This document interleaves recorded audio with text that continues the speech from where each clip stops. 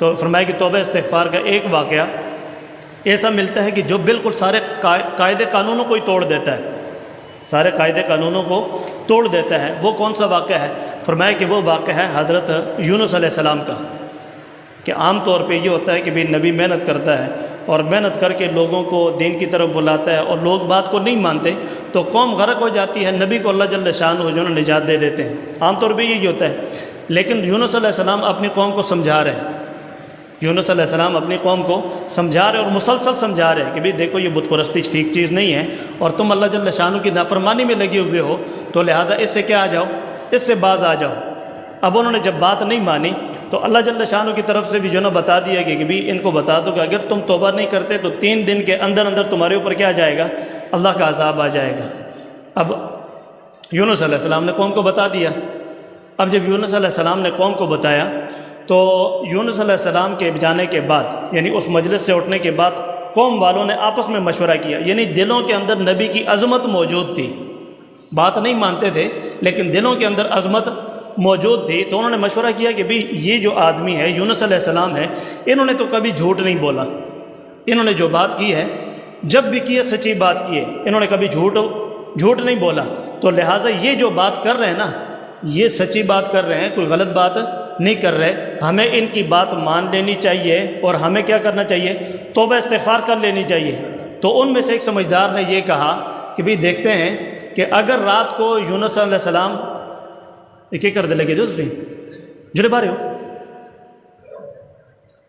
کہ اگر یونس علیہ السلام رات اپنے گھر میں گزارتے ہیں، اگر یونس علیہ السلام رات اپنے گھر کے اندر گزارتے ہیں تو پھر تو اس کا مطلب یہ ہے کہ بھئی یہ نبی چونکہ ہمارے اندر موجود ہیں تو نبی کے موجودگی کے اندر ہمارے اوپر عذاب نہیں آ سکتا۔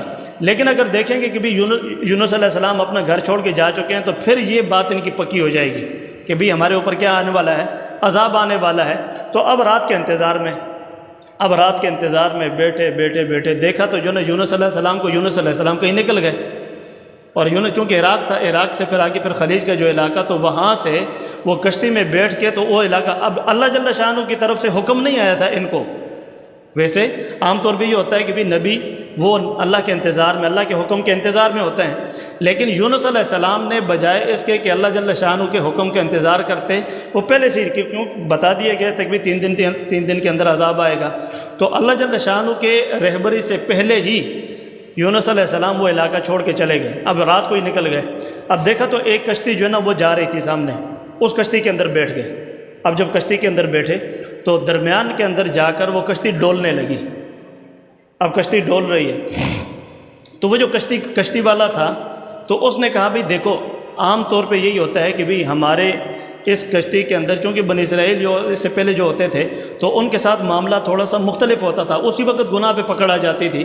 تو اب انہوں نے کہا کہ بھئی یا تو ہم میں کوئی آدمی ایسا ہے کہ جو کوئی بہت بڑا گناہ کر کے آیا ہے، یا کوئی ماں باپ کا نافرمان ہے، یا اس کے علاوہ کوئی آدمی ایسا ہے کہ جو اپنے آقا سے بھاگا ہوا ہے، یعنی غلام اپنے آقا سے بھاگا ہوا ہے، تو ہم میں اگر کوئی ایسا آدمی ہے تو وہ کیا کر لے، وہ چھلانگ مار لے اور تاکہ ہم جو ہے نا کیا ہو جائیں، اس کی وجہ سے بچ جائیں، یعنی ایک کا مرنا وہ باقیوں کے مرنے سے کیا ہے، بہتر ہے۔ اب دیکھا کوئی بھی نہیں ہے، ہر آدمی جو ہے نا وہ اپنے بارے میں سوچ رہے ہیں کہ بھئی ہم میں سے تو کوئی ایسا آدمی نہیں ہے، تو انہوں نے کہا چلو قرعہ ڈالتے ہیں۔ اب جب قرعہ ڈالا گیا تو قرعہ نکلا یونس علیہ السلام کا۔ اب جب یونس علیہ السلام کشتی پہ سوار ہو رہے تھے تو پہلے کرائے کا آدمی لین دین کی بات کرتا ہے کہ نہیں کرتا، تو انہوں نے کہا کرایہ کتنا لے گا، انہوں نے کہا جی آپ تو نیک آدمی ہیں اور ماشاءاللہ نبی ہیں اللہ کے، ہم آپ سے کرایہ نہیں لیتے، ہم آپ سے یعنی اتنی عزت کرتے تھے ان کی، تو انہوں نے کہا ہم آپ سے بغیر کرائے کے ان کو سوار کیا تھا۔ تو جب جو نا قرعہ نکلا یونس علیہ السلام، تو یونس علیہ السلام سمجھ گئے کہ یہ جو میں اللہ جل شانہ کے امر کے بغیر میرا جو قدم اٹھایا نا یہ اللہ جل شانہ کی نافرمانی ہے، لہٰذا مجھے کیا کرنا چاہیے، کود جانا چاہیے۔ تو انہوں نے کہا چلو ٹھیک ہے جی میں جو نا نافرمان ہوں، لہٰذا میں، وہ اب سارے منع کر رہے ہیں یونس علیہ السلام کو، سارے منع کر رہے ہیں کہ نہیں آپ نہیں، یہ تو ہمارا قرعہ غلط ہو گیا ہے۔ دوسری دفعہ پھر جو ہے نا پھر قرعہ ڈالا، تیسری طرف پھر جب قرعہ ڈالا تو پھر بار بار یونس علیہ السلام کا نام آ رہا ہے۔ اب جب یونس علیہ السلام جو ہے نا دریا کے اندر کودنے لگے، اللہ جل شانہ نے چونکہ یونس علیہ السلام کو قتل کروانا تو مقصود نہیں تھا، ہاں نہ پکڑ مقصود تھی، وہ تو قیامت تک آنے والے انسانوں کے لیے ایک رہبری مقصود تھی۔ تو یونس علیہ السلام ادھر سے دریا کے اندر چھلانگ لگائی اور نیچے ایک بہت بڑی مچھلی اللہ جل شانہ نے ان کی مہمانی کے لیے تیار کر کے رکھی ہوئی، یہ سیدھے گئے جو نا یونس علیہ السلام ان کی مچھلی کے پیٹ کے اندر۔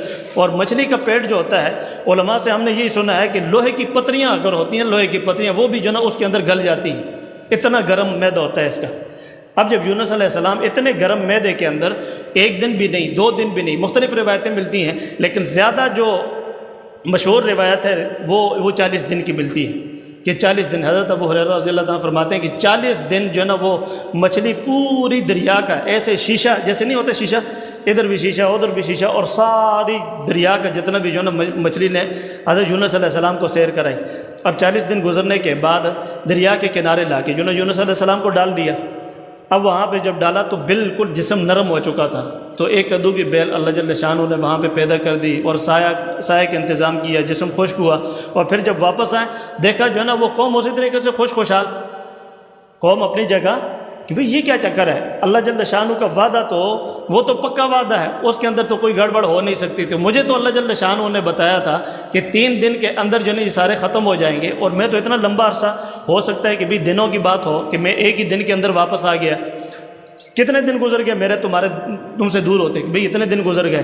کہا پھر کیا معاملہ ہوا، یعنی کہ 40-50 دن سے زیادہ دن گزر گئے اور تمہاری ابھی تک پکڑ نہیں ہوئی، وجہ کیا ہے؟ انہوں نے کہا کہ جی جیسے آپ نکلے تھے اور ہم آپ کو ڈھونڈنے کے لیے نکلے ہیں کہ بھئی ہم توبہ کرنے کے لیے تیار ہیں، لیکن آپ علاقہ چھوڑ کے جا چکے تھے، تو ہم نے آپس میں مشورہ کیا کہ بھئی یونس علیہ السلام تو علاقہ چھوڑ کے جا چکے ہیں، لہٰذا ہماری خیر نہیں ہے،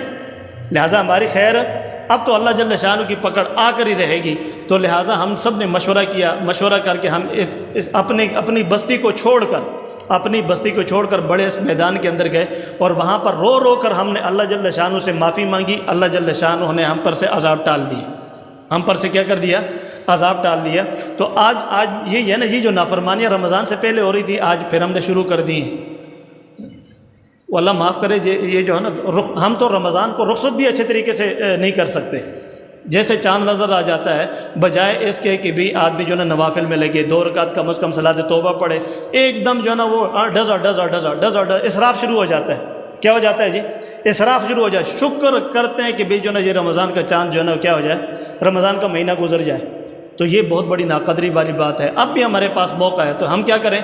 ہم اس پہ توبہ استغفار کریں اور اللہ جل شانہ کو راضی اب بھی کر سکتے ہیں۔ جیسے میں نے ایک بات آپ حضرات کو پہلے بھی سنائی تھی کہ حضرت علی رضی اللہ تعالیٰ عنہ اور حضرت عبداللہ ابن عباس رضی اللہ تعالیٰ عنہ، ان کے پاس ایک آدمی ہے، انہوں نے 3 سوال کیے تھے، 3 سوال کہ بھئی سب سے بہترین دن کون سا ہے، اور سب سے بڑا مہینہ کون سا ہے، سب سے بڑا عمل کون سا ہے۔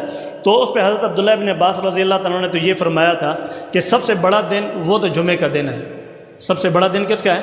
جمعے کا دن۔ پھر سب سے بڑا مہینہ وہ رمضان کا مہینہ، اور سب سے جو افضل عمل ہے وہ 5 وقت کی نماز اپنے وقت پر ادا کرنا۔ تو حضرت علی رضی اللہ تعالیٰ نے فرمایا تھا کہ بھی یہ ساری باتیں ٹھیک ہیں، انہوں نے بہترین جواب دیا، لیکن میں اس کا جواب کو چھوڑ دوں گا، وہ یہ کہ سب سے افضل دن میرے نزدیک وہ دن ہے کہ جس دن کا عمل اللہ جل شانہ کو پسند آ جائے اور اللہ پاک اسے قبول کر لے۔ جس دن کا عمل اللہ جل شانہ کو پسند آ جائے اور اللہ پاک اس عمل کو کیا کر لے؟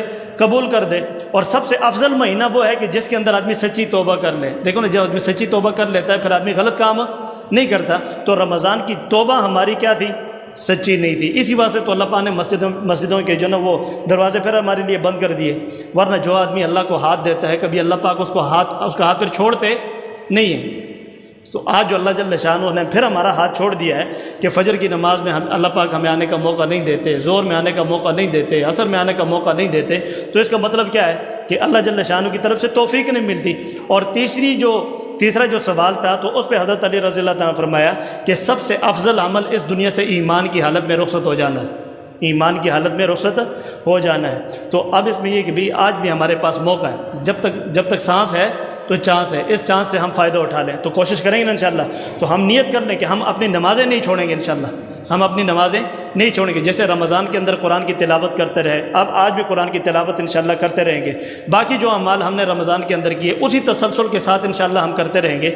انسان ہے، خطا ہو بھی جاتی ہے، بار بار انسان جو ہے نا اللہ پاک سے معافی مانگتا رہے گا. اللہ پاک فرماتے ہیں کہ تم معافی مانگتے مانگتے تھک جاؤ گے، لیکن میں تمہیں معاف کرتے کرتے نہیں تھکوں گا. اللہ پاک عمل کرنے کی توفیق عطا فرمائے، سنت ادا فرمائے.